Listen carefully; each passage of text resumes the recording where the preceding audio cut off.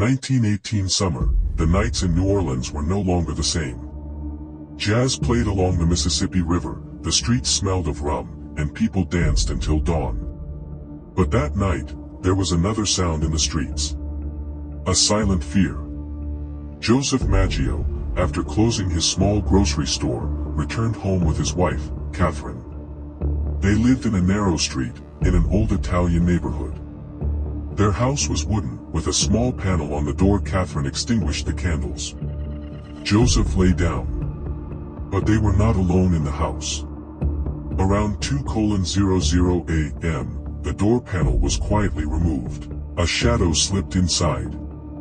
The man picked up Joseph's own axe from the corner. The first blow struck Joseph's head. He didn't even have time to scream when Catherine woke and screamed. Her throat was cut.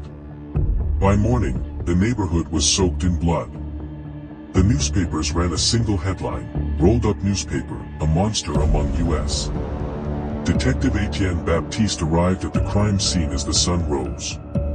Baptiste was an old-school cop, battle-hardened, tough but clever. The house smelled of blood. He examined the axe. It belonged to the house. No robbery, he muttered. This is a hunt. That same week, another house. Another couple. The same method. The same silence. People in New Orleans now slept with the lights on. And the city began to whisper a name: the Axeman. The streets had changed.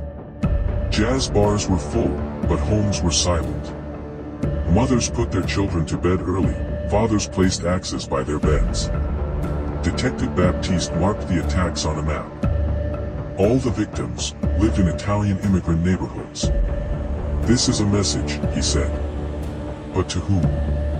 One night, a man left an envelope at the police station. On it was written, "Scroll, I love jazz. I will not enter a house where jazz is played." No signature. But the city already knew his name. Axeman. The Axeman, March 1919, the newspapers printed the letter. At 12:15 a.m. on March 19th, I shall return.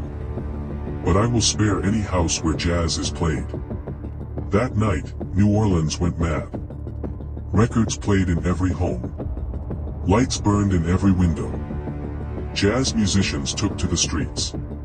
Trumpets drowned out the fear. Detective Baptiste patrolled the streets with his gun. But that night, no one died. The Axeman had kept his word. But the Axeman had not vanished. He was only waiting. Months later, a house. A baby. A father. The same method. Baptiste now knew, this man is not human, this is a ritual. The Axeman did not just kill. He wanted to slowly drive the city insane.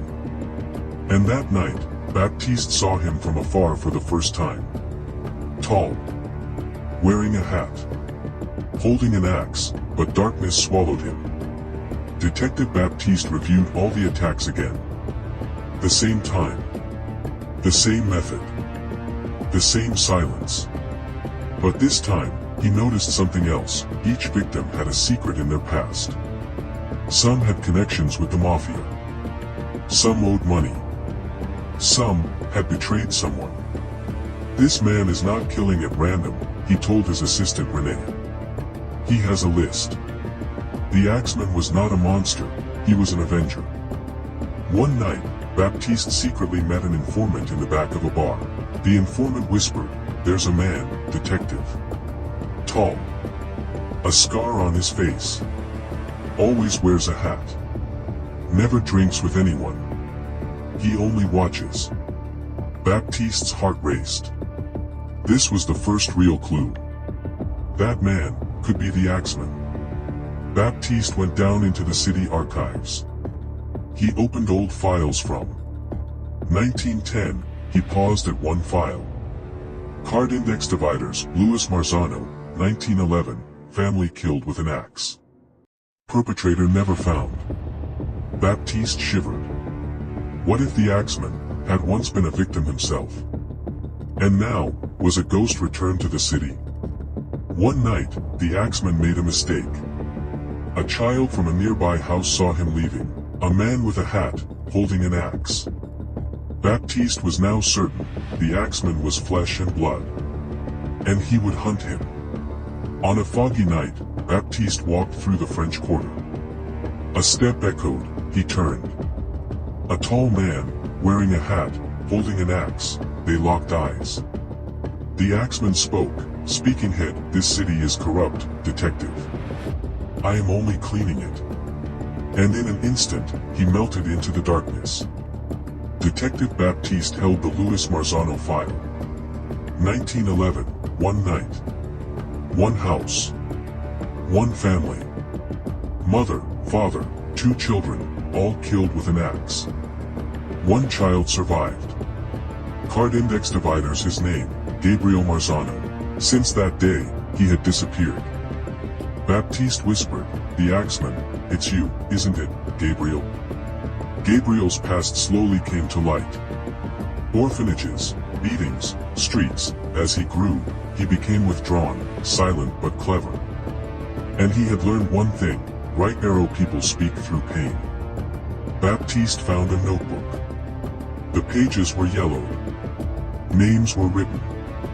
Heavy checkmark Joseph Maggio. Heavy checkmark Mike Pepitone. Heavy checkmark Joe Romano. Next to each name, a single word, betrayal. The axeman was taking revenge. At the bottom of the list was one final name, right arrow Etienne Baptiste. Baptiste froze. The axeman had now marked him as a target. As the city was swallowed by darkness, Baptiste set a trap for the axeman. In an old warehouse. Rain poured. Fog drifted. And from the shadows, a man emerged, the axeman. They faced each other. The axeman spoke, speaking head, "I am not a monster, detective. This city made me." Baptiste raised his gun. "And now I will end you." The axeman swung his axe. Baptiste fired. Metal met flesh. Both were wounded. The axeman tried to flee. By the Mississippi. The axeman stumbled. Fell to his knees.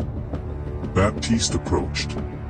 The axeman smiled, speaking head, "Legends never die," and threw himself into the river. No body was ever found. The newspapers wrote, "Rolled up newspaper, is the axeman dead, or has he merely vanished?" No one knew. Years passed. New Orleans still played jazz. But at night, when a door creaked, when a shadow moved, people still whispered, "Axe. Has the axeman returned?"